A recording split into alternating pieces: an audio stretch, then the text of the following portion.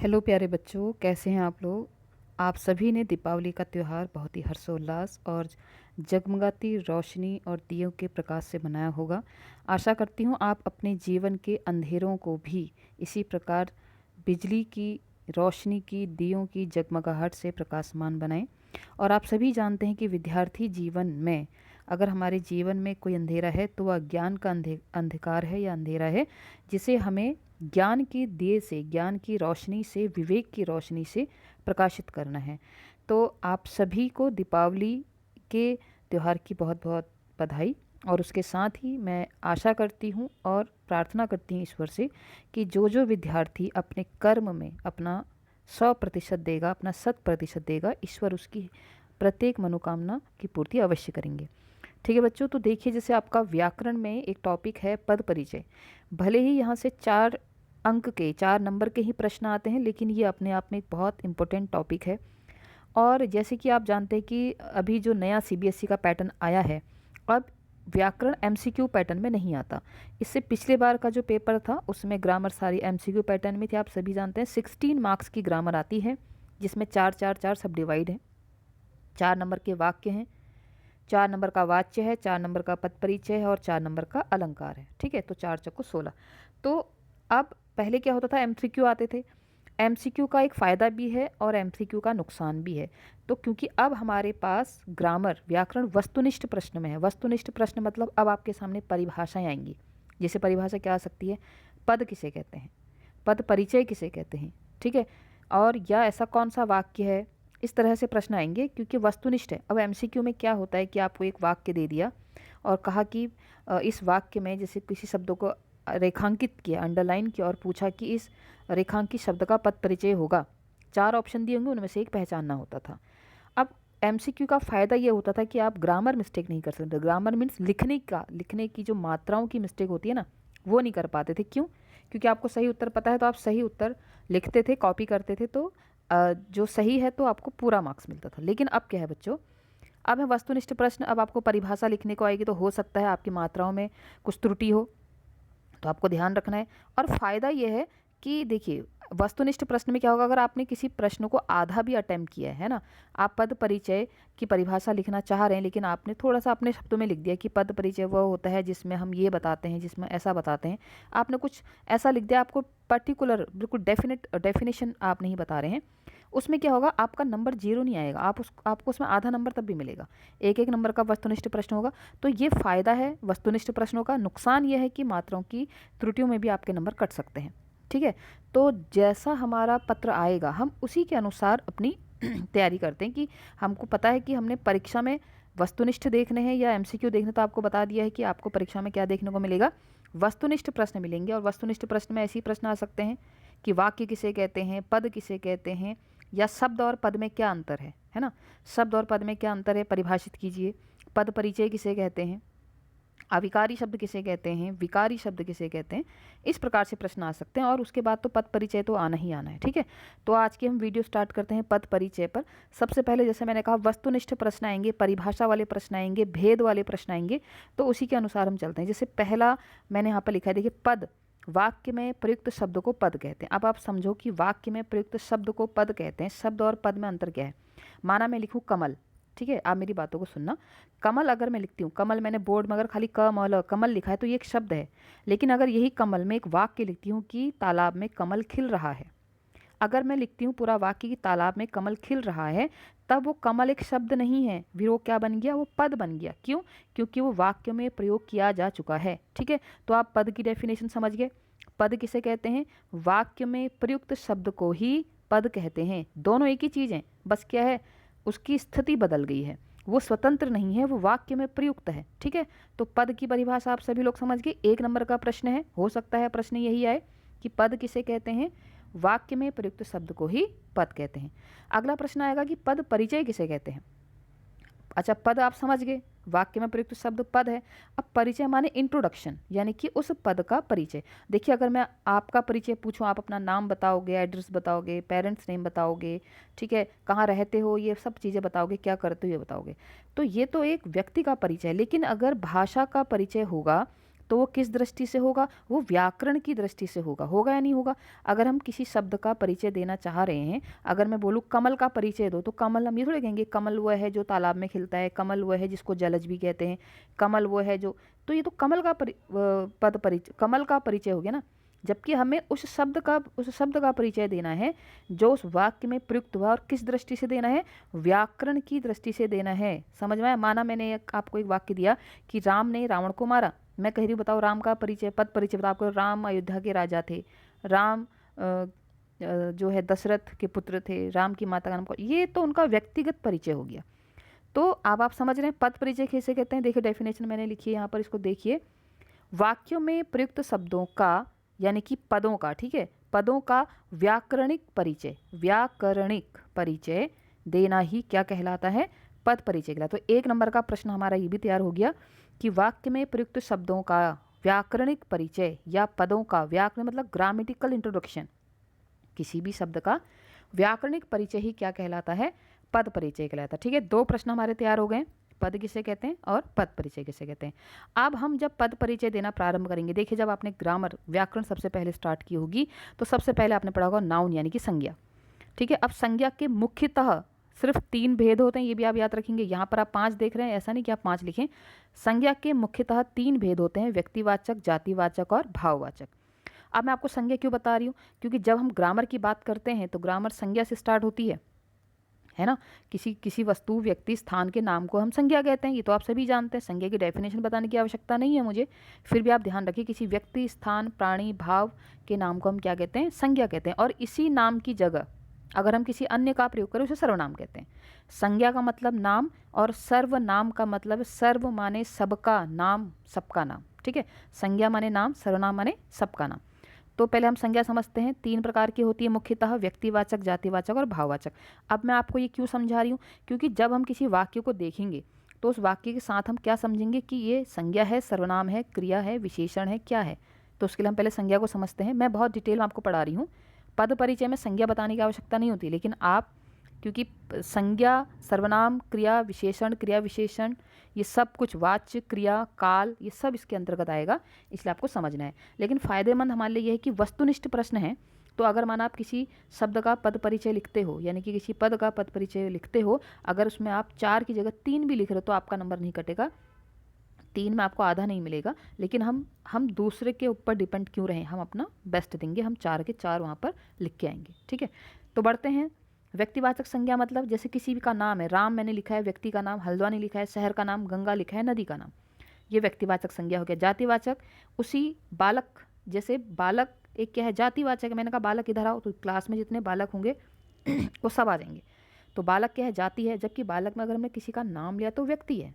ठीक है, जाति मतलब किसी भी एक जाति को इंडिकेट जहाँ पर करता हो, बालक इधर आओ, बालिका इधर आओ, ये शहर गरीब है, ठीक है, ये गांव बहुत अच्छा है, ऐसे जो वर्ड आ रहे हैं, शब्द आ रहे हैं, ये क्या है, जातिवाचक संज्ञा है। नदी, अब नदियाँ तो बहुत सारी होती है ना, लेकिन गंगा नदी तो एक ही है।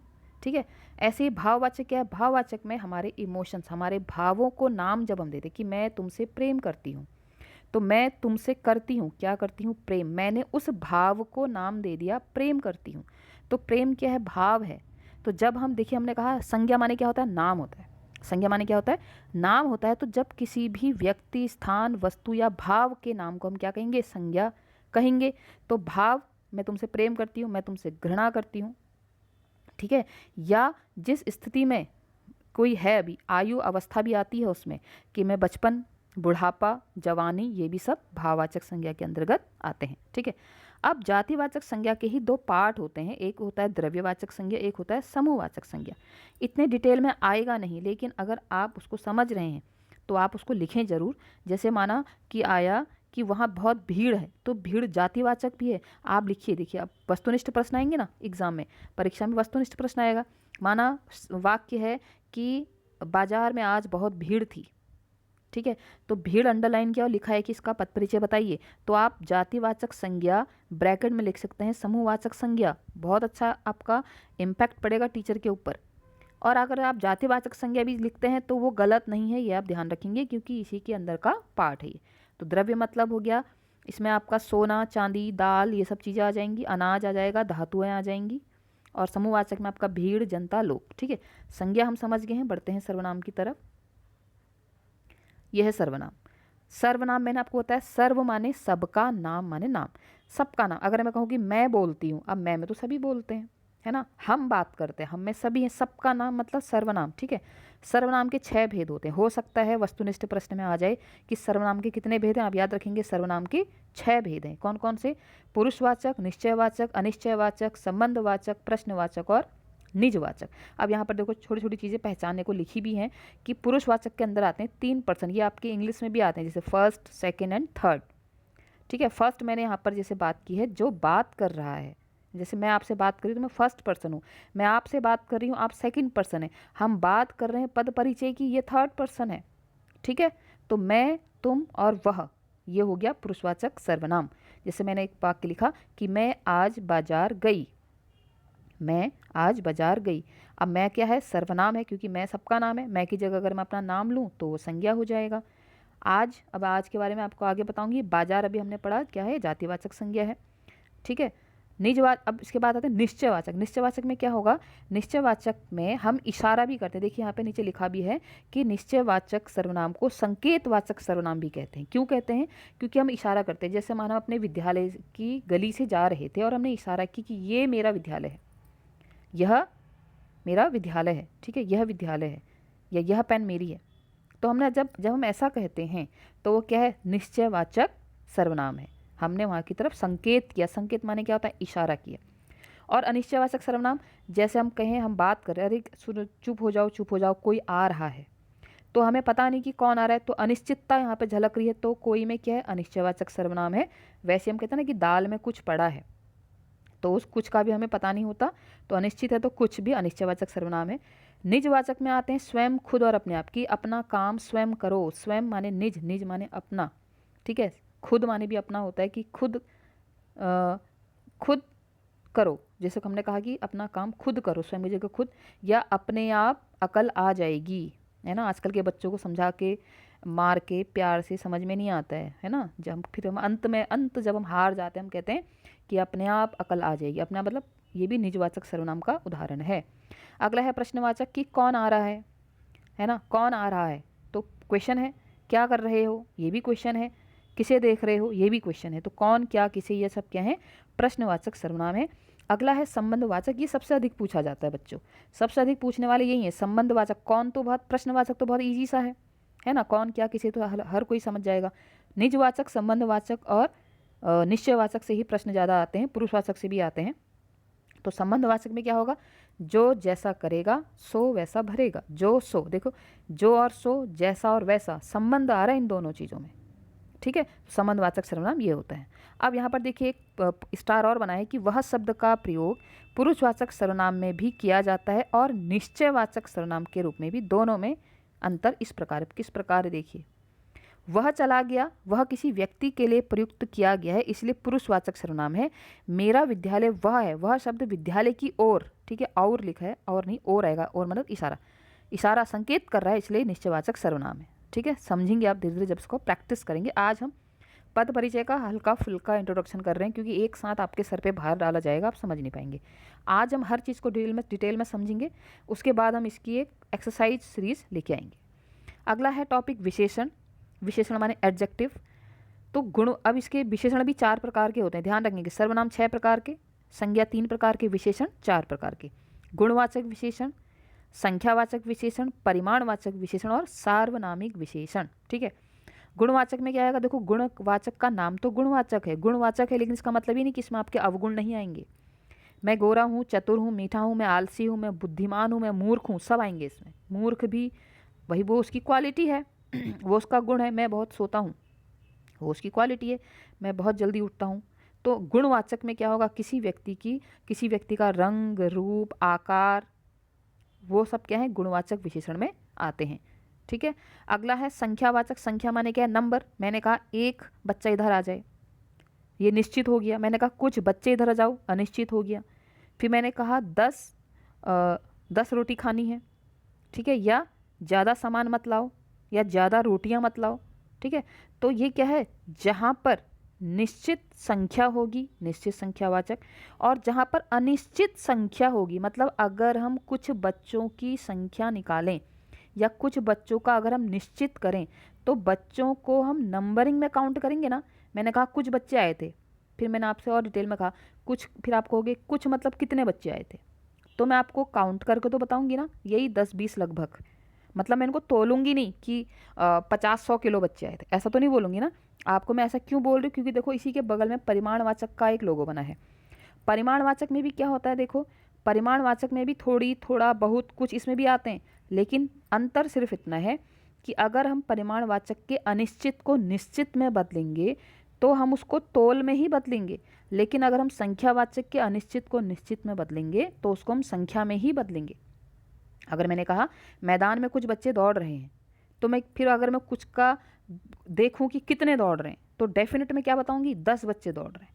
अब मैं कहूं कि मुझे 1 किलो दाल दे दो, ठीक है, लेकिन जब आप खाना खाते हो तो आप अपनी मदर से क्या बोलते हो, 50 ग्राम दाल और डाल दो, चावल थोड़ा बचा है, क्या कहते हो, थोड़ी दाल दे दो, थोड़ी और दे दो। तो उस थोड़ी को हम अगर डेफिनेट करेंगे तो वो काउंटिंग में नहीं आएगा, वो आएगा मेजरमेंट में। और जहाँ पर कोई चीज़ मेजरमेंट में आती है, मापन में आती, तो वो किस में आती है, परिमाणवाचक विशेषण में। आई होप आप समझ गए होंगे, ठीक है। नहीं समझे तो दोबारा रिवाइंड करना, दोबारा समझना इस चीज़ को, क्योंकि दोनों में बहुत पतला सा अंतर है, बहुत पतली तार का अंतर है बस, लेकिन बहुत डेफिनेट है, क्लियर है, कोई कन्फ्यूजन नहीं है। अगला है सार्वनामिक विशेषण। सार्वनामिक, देखो इस विशेषण के अंदर क्या छुपा है, सर्वनाम छुपा है। क्या छुपा है, सर्वनाम छुपा है। तो यानी कि यह एक सर्वनाम है, आप जानते हैं। तो यह सार्वनामिक विशेषण कैसे होगा, इसको भी हम समझते हैं, ठीक है। यह सार्वनामिक विशेषण कैसे होगा, इसको हम आगे समझेंगे। यहाँ पे नहीं लिखा है, ठीक है, यहाँ पे नहीं लिखा है। चलो आगे बढ़ते हैं। अब चलो मैं आपको बता देती हूँ कि सर्वनाम विशेषण हम कैसे समझेंगे कि वो सार्वनामिक विशेषण है। अगर देखिए यहाँ पर क्या लिखा है, इस वाक्य को ढंग से देखना। सार्वनामिक विशेषण हम कैसे पहचानेंगे, अगर हम इसको ये कहें कि अभी हमने ऊपर देखा था निश्चयवाचक सर्वनाम भी तो देखा था, दोनों एक से लग रहे हैं ना। हमने निश्चयवाचक सर्वनाम भी देखा था, इधर देखा था, ये है, ये यहाँ पर भी है यह, और यहाँ पर भी है यह। अब देखो अंतर, ध्यान से सुनना। अगर मैं बोलूँ कि यह मेरा घर है, यह मेरा घर है, तो वो हो जाएगा निश्चयवाचक सर्वनाम। अब क्यों होगा, फिर मैं बोलूँ यह घर मेरा है, तो वो हो जाएगा सार्वनामिक विशेषण। अब अंतर क्या हुआ, देखो जिस सर्वनाम पद के बाद संज्ञा आई, या उल्टा बोल दूं कि जिस संज्ञा पद से पहले सर्वनाम आई। देखो घर संज्ञा है, ध्यान से देखो, घर संज्ञा है, उससे पहले क्या आया, सर्वनाम आया। तो जब संज्ञा से पहले सर्वनाम आए या सर्वनाम के बाद संज्ञा आए, तो वो क्या होगा, सार्वनामिक विशेषण होगा। लेकिन अगर सर्वनाम आए, उसके पीछे आसपास कहीं संज्ञा ना आए, तो वो क्या होगा, निश्चयवाचक सर्वनाम होगा। देखो ये ग्रामर का खेल है बच्चों, आप कहोगे क्या है, यह मेरा घर है और यह घर मेरा है, एक ही चीज़ तो है बच्चों, लेकिन व्याकरण की दृष्टि से एक नहीं है। यह घर मेरा है, संज्ञा पहले आ गई तो सार्वनामिक विशेषण, और यह मेरा घर है तो फिर क्या संकेत हो गया, फिर क्या है, निश्चयवाचक सर्वनाम है, ठीक है। अंतर समझे आप, नहीं समझे तो आप दोबारा रिपीट करना, मेरे वर्ड्स को दोबारा समझना। अगला है क्रिया। संज्ञा बात हो गई, सर्वनाम बात हो गई, विशेषण बात हो गई, अब है क्रिया की बात। देखो सबसे बच्चे जो जहाँ पर अटकते हैं ना, वो क्रिया ही होती है, लेकिन अगर जो समझ गया तो बहुत ईजिली इसको कर लेगा। क्रिया मैंने यहाँ पर बहुत प्रकार से दिखाई है, प्रयोग संरचना के आधार पर और कर्म के आधार पर। प्रयोग और संरचना के आधार पर नहीं पूछी जाती है अत्यधिक, लेकिन आप इसका नॉलेज रख सकते हैं। क्यों, क्योंकि आप चाहें तो उसके साथ ऐड कर सकते हैं, ऐड ऑन करने वाली चीज़ है ये, इसको आप बिल्कुल कंपलसरी ना समझो। कंपलसरी वाला पार्ट ये है, कौन सा, कर्म के आधार पर जो क्रिया है ये कंपलसरी करने वाला पार्ट है। अब कैसे है, देखो कर्म के आधार पर क्रिया दो प्रकार की होती है, सकर्मक और अकर्मक। स मतलब साथ में, किसके साथ में, कर्म के साथ में, और अ मतलब नहीं, किसके साथ नहीं, कर्म के साथ नहीं। अब इसका भी एक ट्रिक है कि आप कैसे पहचानें कि क्रिया, पहले तो आप क्रिया पहचानें, क्रिया किसे कहते हैं। देखिए ये वाक्य है ना, रमेश घर जा चुका है, तो जाना, आना, खाना, सोना, पीना, रोना, धोना, ये सब क्या है, ये क्रिया है। भाई सोना भी क्रिया है, क्रिया का मतलब, भले ही क्रिया का मतलब होता है काम, लेकिन व्याकरण की दृष्टि में या काम किसे कहते हैं, जिसमें समय खर्च होता है। आप सो रहे हैं, ये भी आपका काम है, क्यों है, क्योंकि समय खर्च हो रहा है। क्रिया के साथ हमेशा क्या चलता है, काल चलता है, काल मतलब समय, वर्ब के साथ क्या चलता है, टेंस की फॉर्म चलती है ना, तो वैसे ही क्रिया के साथ हमेशा क्या चलता है, काल चलता है। और जिस समय काल खर्च हो रहा है यानी कि समय खर्च हो रहा है, वो सब कुछ काम है। आप निठल्ले बैठे हो, निठल्ले मतलब व्यर्थ बैठे हो, खाली कुछ नहीं कर रहे हो, ये भी काम है, ये व्याकरण की दृष्टि से ये भी काम है ना। तो कल को अगर मम्मा डांटे कि तुम तो खाली बैठे हो, कुछ नहीं कर रहे हो, तो कहना मम्मी इसको भी व्याकरण की दृष्टि में काम कहते हैं। ठीक है, आप ये जोक मार सकते हैं, उसके बाद फिर आपकी क्या हालत होगी उसके जिम्मेदार आप खुद होंगे। तो कर्म के आधार पर सकर्मक क्रिया और अकर्मक क्रिया। सकर्मक का हमने देखो यहाँ पे ट्रिक लिखी कि जब क्रिया के आगे क्या किसी किसको लगाकर प्रश्न बने तो सकर्मक क्रिया, प्रश्न नहीं बने तो अकर्मक क्रिया। ठीक है, अब क्रिया के साथ साथ हमें कारक भी समझना है। जैसे मैंने कहा राम ने रावण को मारा, तो राम का अगर पद परिचय हम पूछ रहे हैं तो राम ने अंडरलाइन होगा, तो ने में कर्ता कारक है, पहचानने के लिए साइन होते हैं। देखो कर्ता ने कर्म को करण से के द्वारा संप्रदान के लिए अपादान से अलग होने पर संबंध का के की अधिकरण में पर संबोधन है अरे ओ।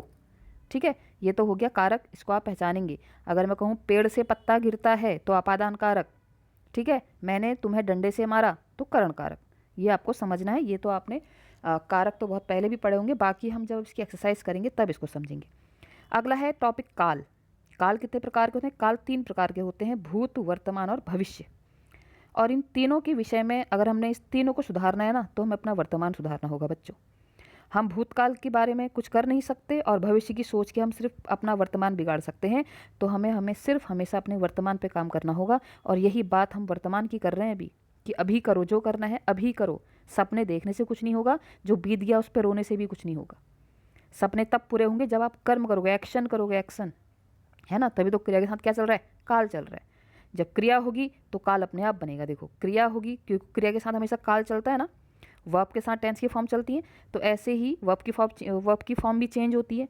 तो यही समझ लो, ये तो एक आपको मैं ऐसी मोटिवेट कर रही हूँ कि देखो क्रिया के साथ काल चलता है, तो हम क्रिया से ही अपना काल बना सकते हैं, अपने कर्म से ही अपना समय बना सकते हैं। तो बनाइए, मेहनत कीजिए। ठीक है, बहुत कम समय है, 1-2 महीने बचे हैं, अच्छे से तैयारी कीजिए। तो काल 3 प्रकार के होते हैं, सभी आप लोग जानते हैं, इतना डिटेल में नहीं आएगा। ठीक है, भूतकाल के कितने भेद हैं कोई नहीं पूछेगा, वर्तमान के कितने भेद हैं, ये सिर्फ मैंने आपके समझने के लिए बनाया है। आप इसके नोट्स जरूर ऐसे ही बनाएं जो व्यूअर्स नए जुड़े हैं। बाकी जो मुझसे पढ़ते हैं उन्होंने नोट्स बना रखे हैं, जो नए जुड़े हैं वो ऐसे नोट्स जरूर बनाएं। भूतकाल, वर्तमान काल, भविष्य काल पहचानना आपको है, था, थे, थी। ठीक है, भूतकाल और रहा है, ये सब वर्तमान काल, और होगा ये भविष्य काल। भविष्य काल में एक होता है सामान्य, एक होगा संभाव्य। ठीक है, ऐसा होगा वाले। तो अब ये काल को अब थोड़ा जब पर्टिकुलर जब हम एग्जाम्पल करेंगे ना बच्चों, तब समझेंगे। अगला है अव्यय, यानी कि अविकारी शब्द, जिसकी मैं आपसे बात कर रही थी। देखिए अभी तक हमने पढ़ा संज्ञा, सर्वनाम, क्रिया, विशेषण और कारक। ये सब क्या है, ये परिवर्तित हो रहे हैं। और जो परिवर्तित होते हैं ना बच्चों, उनको हम बोलते हैं विकारी शब्द। विकार कहते हैं ना, विकार आना मतलब चेंज आना, चेंज मतलब परिवर्तन होना। और अविकारी शब्द किसे कहते हैं, जिसमें कोई परिवर्तन नहीं आता है। तो अगर माना प्रश्न आ जाए, वस्तुनिष्ठ प्रश्न है ना, प्रश्न आ जाए संज्ञा, सर्वनाम, क्रिया, विशेषण क्या कहलाते हैं, आप लिखेंगे क्या कहलाते हैं, विकारी शब्द कहलाते हैं। और अविकारी किसे कहते हैं, देखिए अविकारी के यहाँ पर एग्जाम्पल दिए हैं। क्रिया विशेषण जो है अविकारी शब्द होता है। क्यों होता है, क्योंकि इसमें कोई परिवर्तन नहीं होता।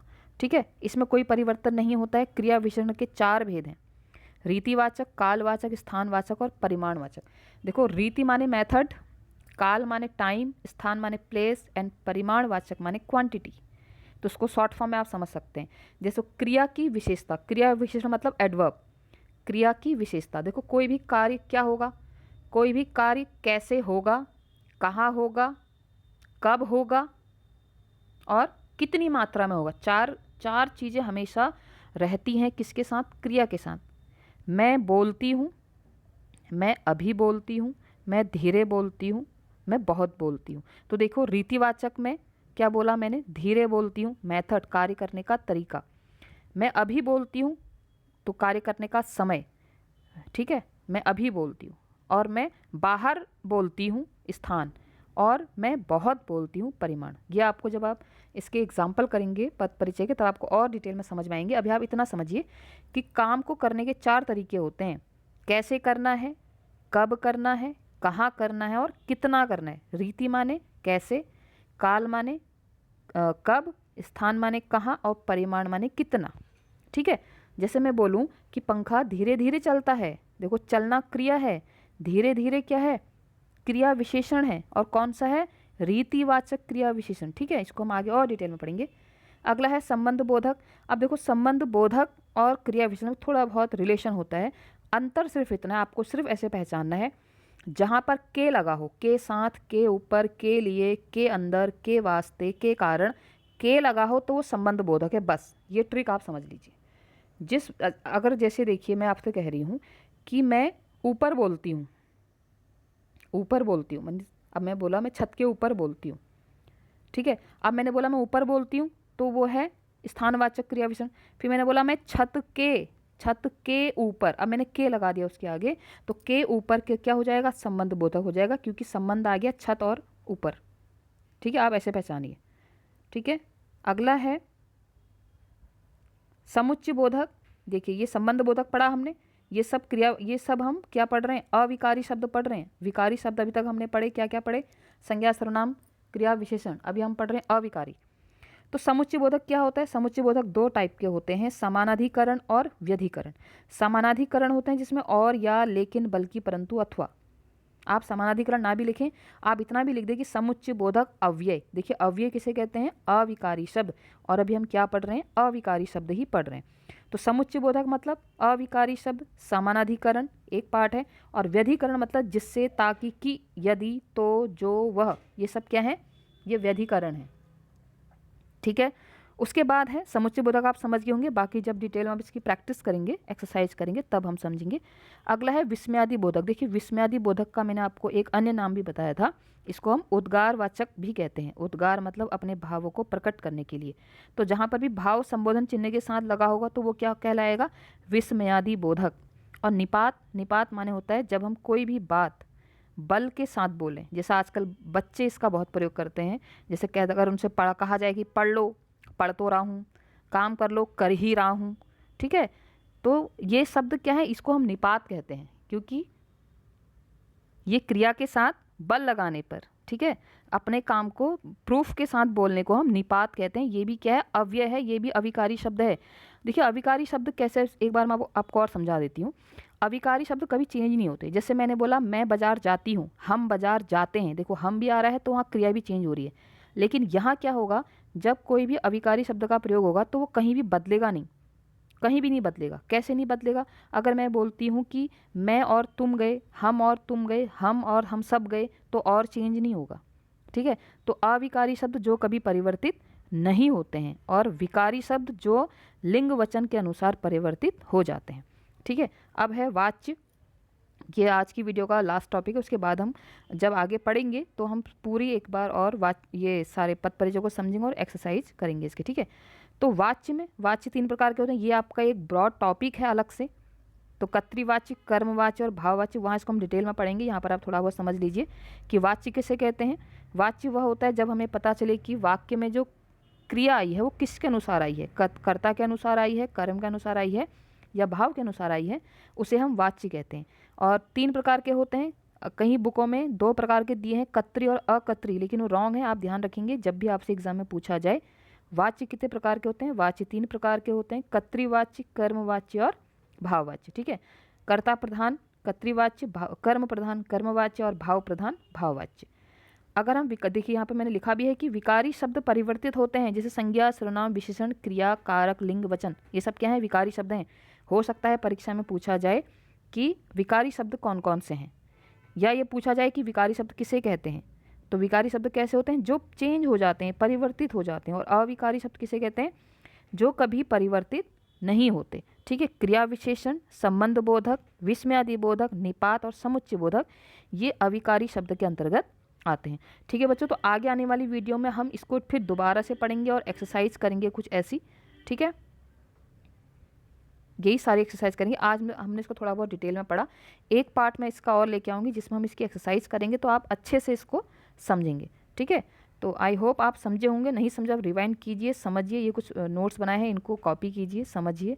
और कोई भी आप जब ग्रामर करें तो ग्रामर मैथ्स की तरह होती है बच्चों। जब आप ग्रामर के डेफिनेशन समझें, एग्जाम्पल समझें, तो उसको किसी भी एग्जाम्पल के साथ रख के प्रैक्टिस करें। ग्रामर की बुक आपके पास होनी चाहिए और उसके साथ आप प्रैक्टिस ज़रूर करें। कोई भी आपको कन्फ्यूजन हो, किसी टॉपिक में डाउट हो, आप कमेंट कर सकते हैं और चैनल से जुड़ें और लोगों को भी जोड़ें। ठीक है बच्चों, तो आज के लिए इतना ही। बहुत बहुत धन्यवाद।